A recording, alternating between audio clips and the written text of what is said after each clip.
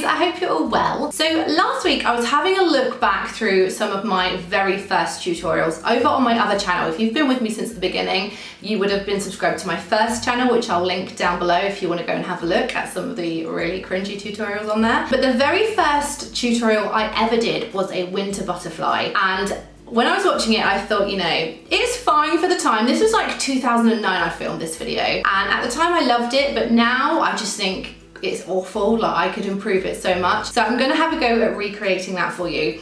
When I say recreate, I don't mean like do the same thing but better. I'm actually gonna completely scrap it, and this is how I would do a winter butterfly now if someone asked me for it. So first I'm loading up half a sponge with this really lovely shimmery white colour. It's actually got tiny pieces of glitter in it as well, which show up lovely in real life, but unfortunately they don't pick up on camera, which is a shame. But I'm just gonna apply this over the whole eyelid area. You want to make sure the colour goes right into the inside corner of the eyelid, and you need to cover the eyebrows. Don't extend it up too far past the eyebrows though, and don't take it out too far on the side of the face. Then you want to place a small amount underneath the eye, sort of along the top of the cheekbone. This bottom wing needs to be a lot smaller than the top wing, so don't make it too big. Next, you want to flip the sponge over, and on the other side load up a blue colour. This is the one I'm using, and here it does look like it's got glitter in it, but it hasn't. I just had a glitter explosion in my kit, so that's what all that is. But basically you're going to outline the outside edge of your butterfly wing, and then once you're happy with the shape of it, you can flip your sponge back to that white side and blend the two colours together.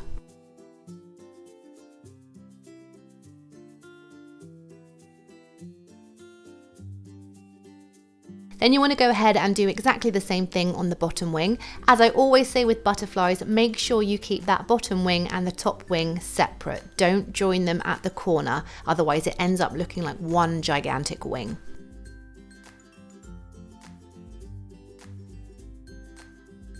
You can use a wet wipe to clean up the edges of the wings if you've got time, and then we're going to move on to stenciling. Now there are many different Snowflake stencils available online. I'm using this one, and I'm just lining it up onto the blue side of the wing because I'm going to use a dauber to press through some of that silvery white colour.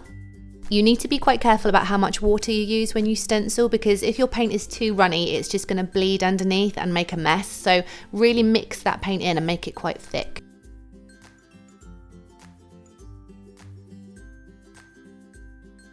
Next, you want to take a really dark blue. It does need to be significantly darker than the base colour that you've chosen, otherwise it's not going to show up. Now, whenever I outline the top edge, I always extend the line out slightly, and that gives you that really nice pointy tip.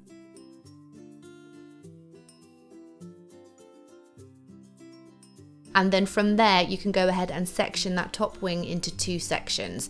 If you look at my brush carefully, you can see I'm kind of wiggling it around slightly, and that will give you that really nice, delicate, almost petal-like edge. On the bottom, you want to start much lower than where your base finishes, almost double the length down, and that will give you a really nice tail to your bottom wing. Next, switch over to a fluffy blending brush, and very carefully just blend that dark blue into the wing.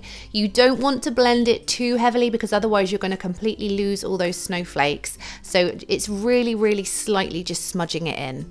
If you find that the paint has already dried by the time you go back and blend it, all you need to do is take a wet wipe and just rub the brush over it every couple of strokes, and that's going to dampen it enough to reactivate the paint.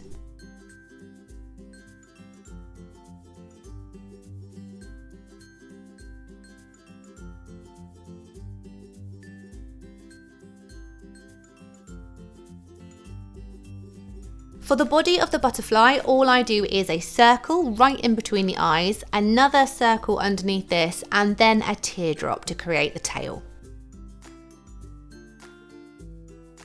Then I'm going to switch over to a much smaller brush to paint in the antenna. I've opted to keep it very simple with mine and just go for two generic antennae, but you can make yours fancier if you wish. And then to tie it in to my first winter butterfly, I'm also going to put in two teardrops on each of the lower wings.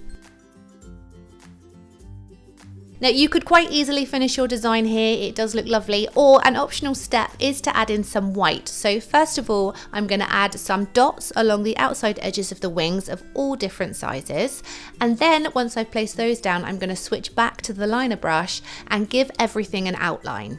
I wanted to keep that nice delicate edge to my wings, so as you can see I'm wiggling my brush slightly rather than using a solid straight line. And as I always say when outlining, make sure you are painting on the skin and not on top of the thing you want to outline, and that will stop your brush from picking up any of that dark blue colour. And there you have my Winter Butterfly version 2.0. I hope you like this one. I think it's much improved than the last one, but you know, you can be the judge of that. Let me know which one you prefer. I hope you're all taking care of yourselves, and I will see you next time.